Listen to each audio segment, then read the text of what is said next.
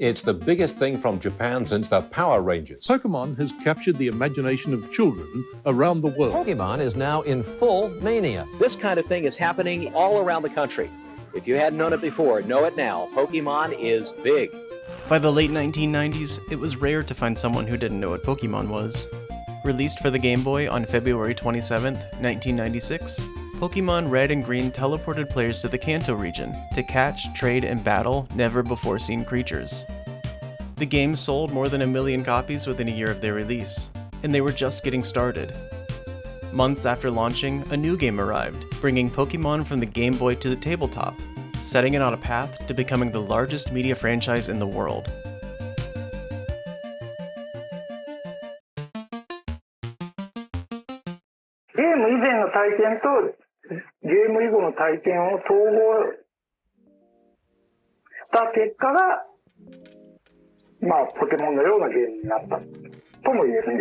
In 1990, Satoshi Tajiri pitched his idea for Pokemon to Nintendo. President Hiroshi Yamauchi saw potential in the idea, and soon after, a development deal was signed, with the game slated to launch in October of that year. Tajiri quickly began work on Pokemon, alongside a small team that included artists Ken Sugimori and Atsuko Nishida. Both worked on graphics and character design. Junichi Masuda handled programming while also creating music and sound effects. And Tsunekazu Ishihara served as producer, overseeing the budget and monitoring the game's overall progress. Initially, the game was going to take less than a year to develop. However, Pokemon Red and Green would eventually release 6 years later. Despite the delay, the success of the video games proved that Pokemon had come to stay.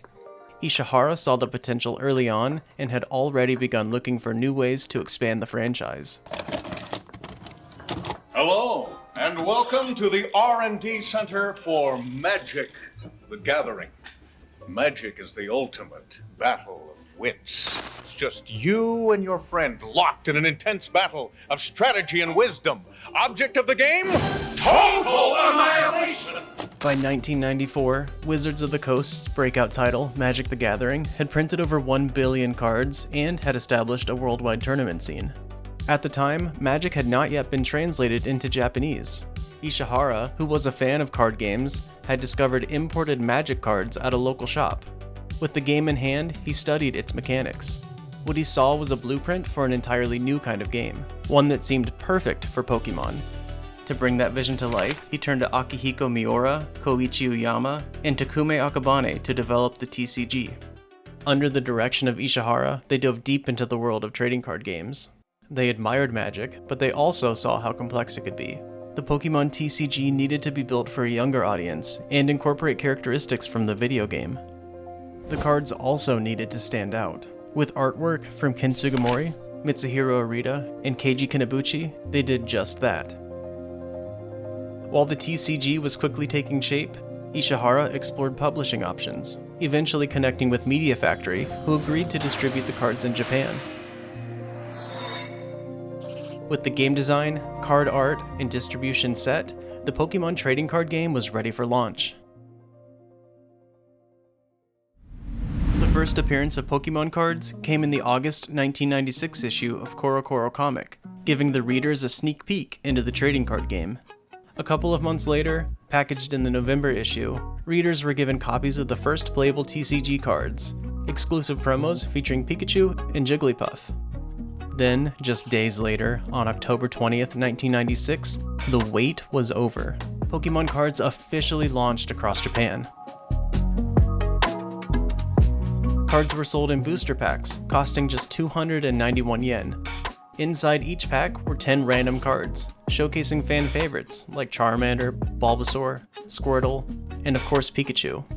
The expansion pack, or base set as it later became known, had 102 cards to collect. And in no time, just like the video game, they were flying off store shelves. New sets followed quickly, each one adding new Pokemon and more cards to collect. Soon, the rest of the world would get their first look at Pokemon. You You've been selected to receive the sneak peek about a phenomenon called Pokemon, a hit TV show, a Game Boy game, and loads of other cool things that are about to take America by storm! Despite the overwhelming hype, there were doubts that Pokemon would succeed outside of Japan. President of Nintendo of America, Minoru Arakawa, thought the franchise would fail. He saw the creatures as too cute and cuddly. Cute things didn't do well, they had to be cool. Regardless of concerns, Pokemon arrived in the West in September of 1998 with the release of the video games and anime. The trading card game would soon follow. To ensure a successful launch, Nintendo handed over publishing rights of the TCG to Wizards of the Coast. Having laid the groundwork for successful TCGs, they brought exactly the kind of expertise Pokemon needed. On January 9th, 1999, Wizards and Pokemon released the English base set. The biggest trend in kids' toy history. Pokemon is a marketing phenomenon. It's Pokemania everywhere. Within weeks, Pokemania had taken hold across the country. Demand was so overwhelming, major retailers like Toys R Us and KB Toys struggled to keep products on shelves. Wizards was caught off guard by the overnight explosion in popularity. They had sold nearly 10 times more than projected. Even with printers running around the clock, production lagged behind well into 1999. It seems to be the most valuable toy right now. That's what everybody wants. This new craze, Pokemon, it's almost unstoppable. The success of the TCG was not enough to convince Wizards that Pokemon was capable of creating a competitive scene like Magic. Still, wanting to explore the possibility, in March of '99, they launched a prototype league. Are you ready to be the ultimate Pokemon Master Trainer? Then join the Pokemon Trading Card Game League! Events were held at a small number of card shops and Toys R Us stores around the country.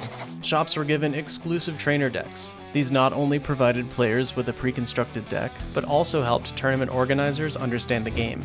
The turnout was better than they expected, and confirmed demand for a competitive league. To raise awareness for the Pokemon TCG League, Nintendo of America announced a series of events to begin in July of that year.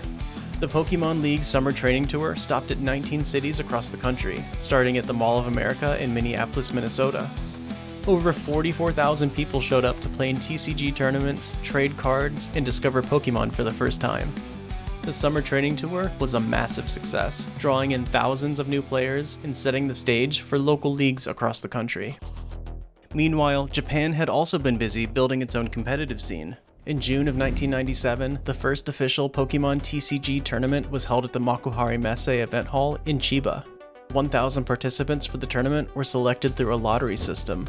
The competition took place over the course of 2 days as players battled in one of 4 single elimination tournaments. Top 3 players from each tournament received an exclusive Pikachu trophy card. The tournament, while extremely different from modern events, marked the start of competitive play in Japan. The following year, Pokemon would host the Charizard Mega Battle, their first national championship. Once again, the event took place in Chiba. However, unlike the previous tournament, players were selected based on their skill level, not a lottery. Qualifying tournaments were held in 6 locations across Japan between November 1997 through February of '98. The event attracted over 21,500 players and fans. Out of the massive crowd, only 46 were there to compete in the main event. Competitors' decks were constructed with cards from the English equivalent of base set through the Team Rocket expansion. Takashi Harita won the junior division with their Wigglytuff deck, remaining undefeated throughout the tournament. In the seniors division, Yasuyuki Takada took the win against Tatsui Ichikai. Unlike the juniors division game that was decided in just 3 turns, the winner of the seniors division would ultimately be decided by the clock. After an intense match of back-and-forth attacks, Ichikai conceded with just seconds left in the game. The Charizard Mega Battle set the standard for future events, as the competitive scene in Japan continued to grow. Back in the United States, Wizards had been hard at work expanding the Pokemon League following the success of the Summer Training Tour. In August of 2002, they held their largest event yet, the first ever Pokemon TCG World Championship in Seattle, Washington. To get to Worlds, players had to work their way through a whole season of events. Many competitors earned their pass to Worlds through the Pokemon Challenge Series, a group of tournaments that included gym challenges and stadium challenges. Gym challenges were smaller tournaments, usually held at local game shops. First place finishers were awarded entry to Worlds. Stadium challenges were larger regional events, advancing the top 4 competitors in the 11 to 14 division and the top 2 in the younger division.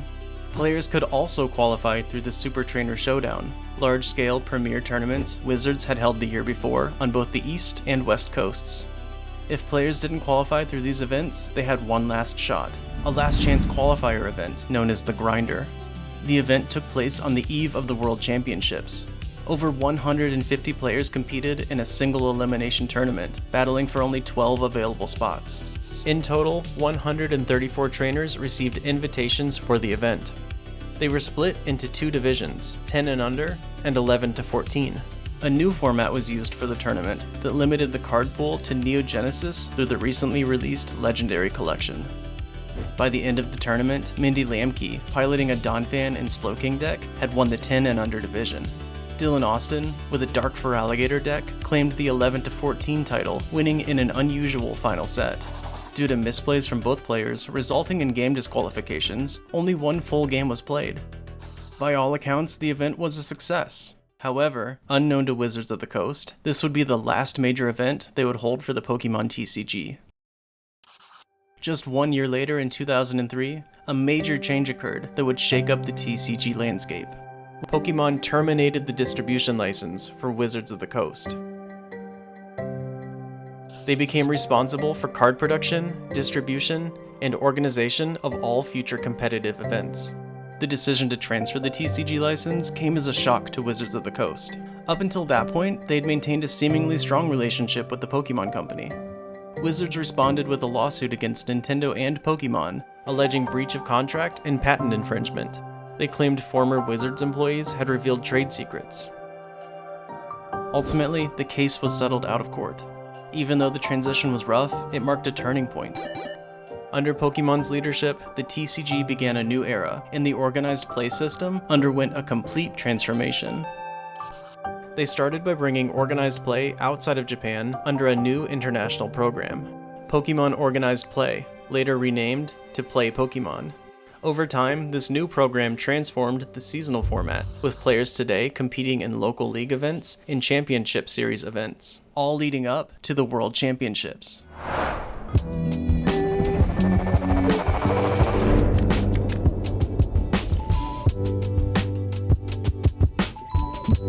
I want to welcome you to the 2004 World Championships. Congratulations to all of you, and thank you for coming. Returning in 2004, TPCI hosted their first Pokemon TCG World Championship in Orlando, Florida. Spanning 3 days, the invitation-only event hosted over 300 players. For the first time, age divisions were expanded to include participants aged 15 and up. The available card pool included Expedition through EX Ruby and Sapphire. Japanese players surprised the tournament with the Team Magma's Groudon deck, dominating the tournament, resulting in wins for each division and setting an early benchmark for international competition.